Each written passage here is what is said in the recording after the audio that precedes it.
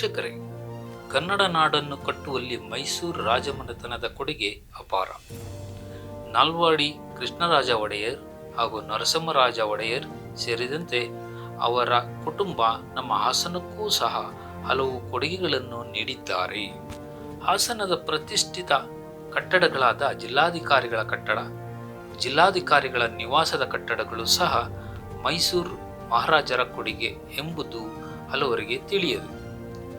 ಮೈಸೂರು ಮಹಾರಾಜರು ಹಾಸನಕ್ಕೆ ಬಂದಾಗಲೆಲ್ಲ ಜಿಲ್ಲಾಧಿಕಾರಿಗಳ ನಿವಾಸದ ಕಟ್ಟಡದಲ್ಲಿಯೇ ಉಳಿಯುತ್ತಿದ್ದರು.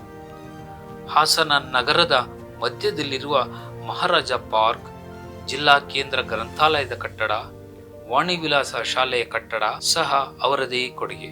ಹೀಗಿರುವಾಗ ನಗರದ ಪ್ರಮುಖ ವೃತ್ತವಾದ NR ಸರ್ಕಲ್ ಅಂದರೆ ನರಸಿಂಹರಾಜ ವೃತ್ತದ ಹೆಸರೂ ಸಹ ಮೈಸೂರು ರಾಜರಾದ ನರಸಿಂಹರಾಜರದು. ಅಂದ ಮೇಲೆ NR ವೃತ್ತದಲ್ಲಿ ನರಸಿಂಹರಾಜ ಒಡೆಯರ್ ಅವರ ಪ್ರತಿಮೆ ಸ್ಥಾಪಿಸುವುದು ಅಗತ್ಯವಾಗಿದೆ. ಆದರೆ ಹಾಸನ ನಗರದಲ್ಲಿ ಎಲ್ಲಿಯೂ ಕೂಡ ಸಹ ಮಹಾರಾಜರ ಕುರಿತಾದ ವಿವರವಾದ ಫಲಕವಾಗಲಿ ಅಥವಾ ಪುತ್ಥಳಿಯಾಗಲಿ ಇಲ್ಲದಿರುವುದು ನಿಜಕ್ಕೂ ಕೊರತೆಯೇ ಸರಿ.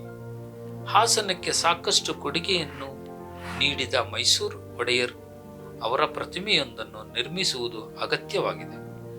ಪ್ರತಿಮೆಯೊಂದು NR ವೃತ್ತದಲ್ಲಿ ಸ್ಥಾಪನೆಗೊಂಡರೆ ಮುಂದಿನ ಯುವ ಜನಾಂಗಕ್ಕೆ ಮೈಸೂರು ರಾಜರ ಕುರಿತು ಸರಿಯಾದ ಪರಿಚಯ ಆಗುತ್ತದೆ. ಈ ಕುರಿತು ಸಂಬಂಧಪಟ್ಟ ಅಧಿಕಾರಿಗಳು, ಹಿರಿಯ ನಾಗರಿಕರು, ಸಾರ್ವಜನಿಕರು ಚಿಂತಿಸಿ ಮುನ್ನಡೆಯಬೇಕಾಗಿದೆ.